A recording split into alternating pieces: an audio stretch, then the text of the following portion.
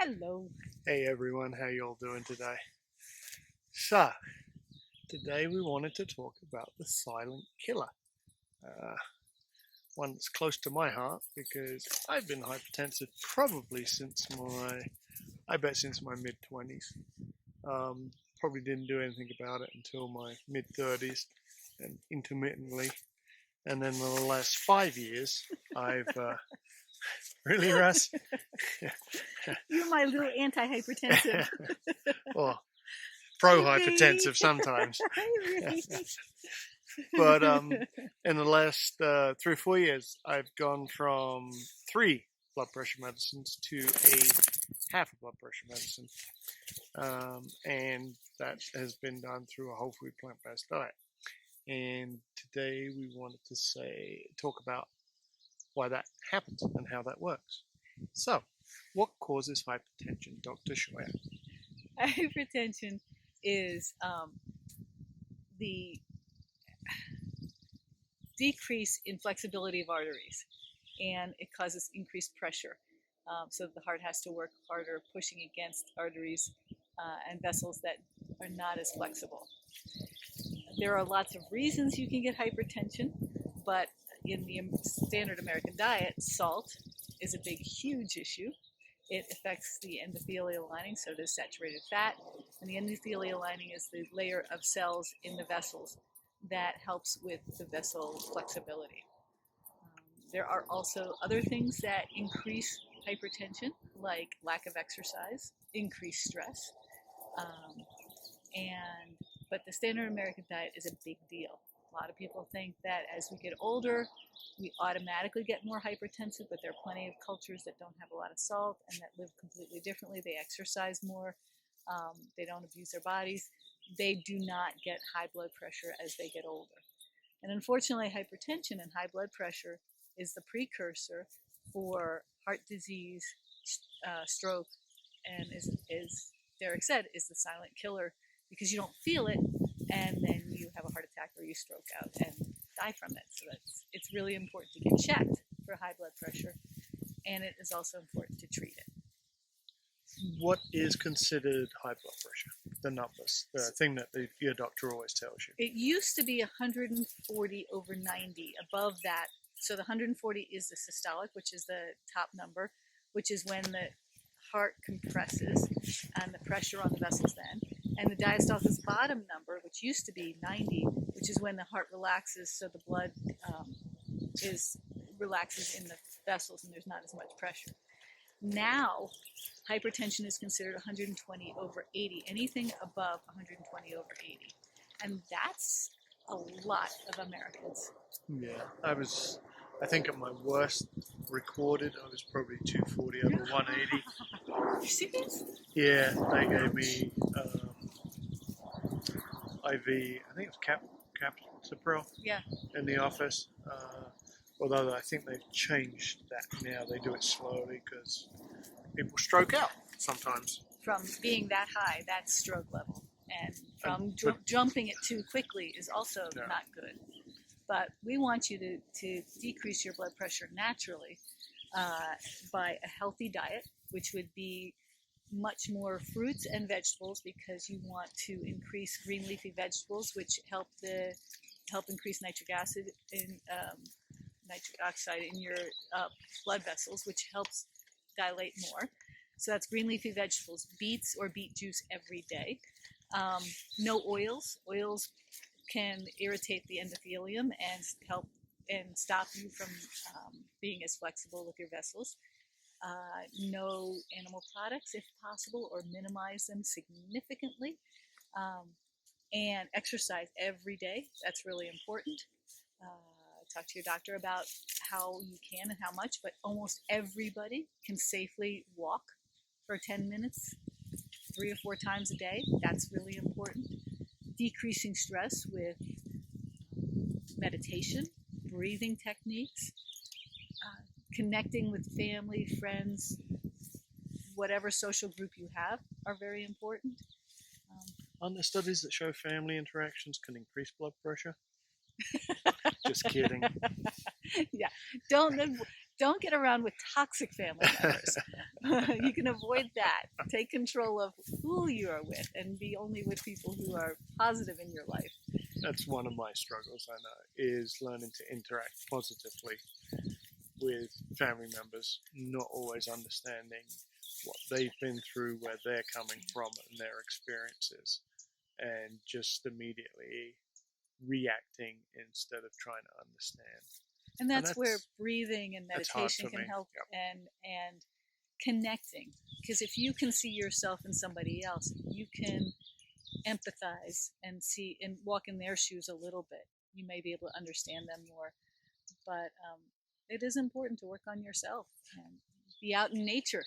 So you mentioned the whole food plant-based diet. Correct. Now, I think it was the American Heart Association that funded the study for the DASH diet, and also not necessarily the Mediterranean diet, Sure. but the Mediterranean diet is often mentioned for heart health and for hypertensive Absolutely. health. Can you talk a little bit to that? So there is a spectrum of diets. You've got the standard American diet, which is sad.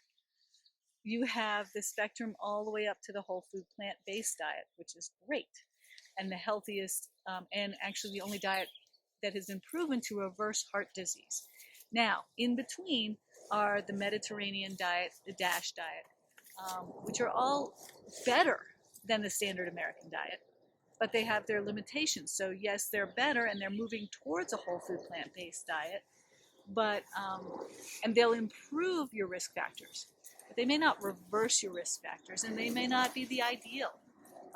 Ideally is getting away from, as much as you can, an unhealthy diet and stop feeding yourself poisons like processed meats, which are class 1 carcinogens and have a lot of salt and certainly increase your blood pressure, but they also increase your cancer risk, etc. So nitrates as preservatives don't promote nitric oxide production? No. Okay. You want natural nitric oxide in green leafy vegetables. Do what your parents said, your grandparents said, which is eat your vegetables and eat your fruits.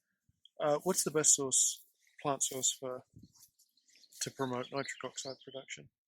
If you are talking about that, green leafy vegetables, every meal, every day, and then beets and beet juice help a lot too. Because I think Dr. Esselstyn speaks to bathing your vessels in green leafy vegetables, be it eaten, braised, sauteed, or juiced 6-7 times a day if you have active heart disease. Absolutely. Then there is one other thing. Indian gooseberry has been shown to do well for blood pressure, and that is now called AMLA. There is some research on that, but again, as Derek says, green leafy vegetables, green leafy vegetables, green leafy vegetables. And then a lot of athletes have been using... Are those green leafy vegetables? Probably. We don't know. Don't eat those. Don't eat it. Kale, I would say kale. Spinach. Yeah. Mustard greens. Collard greens. Collard greens, yes. I'm not sure on some of the salad leafy greens, but I know romaine lettuce scores very high on Dr. Furman's Andy scores, which is surprising because it looks a lot like iceberg lettuce, just a different shape. Yeah. But nutritionally, it's very, very high value. So one thing you can do, if you're like me, who I hated green leafy vegetables, anything green did not go well with me about 6-7 years ago. Start putting something in a blender. Put about, a third of the thing of a blender full of green leafy vegetables, a quarter of fruit, any fruit, but berries are extremely good, and they also make it taste good. So you don't even taste the green leafy vegetables. About half of it of water or coconut water, not coconut milk. That has a lot of saturated fat. So coconut water or plain water. Mix it all up and enjoy. And that's how. But drink it slower. Don't just pound it, because that'll do some other things like increase your insulin spikes, which is not so good. And you want your salivary amylase to interact with it. Yeah. Stop breaking it down better to chemically. chew it.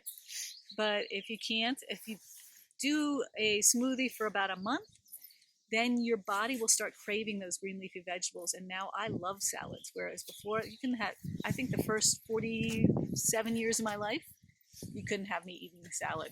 And now I love them and have it twice a day if I can, and even more is better. Great. Thank you very much. Have a great day. Hey guys.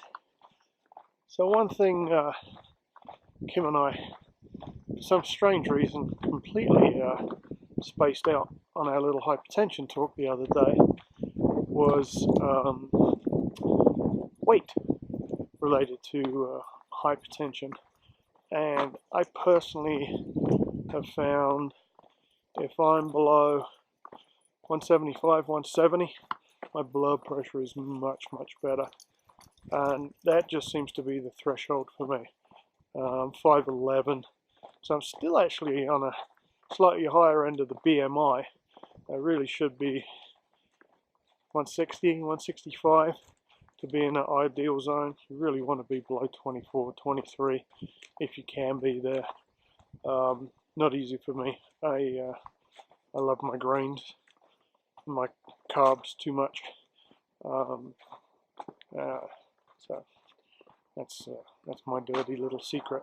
I still have a slight sweet tooth, but I certainly see a huge difference in my blood pressure when my weight is down. At my worst, I'm guessing I was probably 220, 225, maybe even a little more. I absolutely didn't give a damn.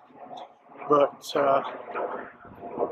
at that point, I was on Norvasc calcium channel blocker.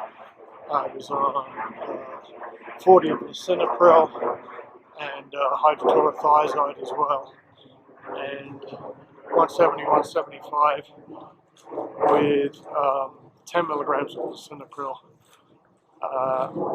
The other two I've stopped. My blood pressure is running 110s, 120s, 130s over 70s. So yes, weight vitally important to your blood pressure. Even if you proportionately look, height to weight ratio looks good, and your BMI is within the zone, doesn't necessarily mean that's where you where your ideal weight is. Alright guys, you have a great one. Bye.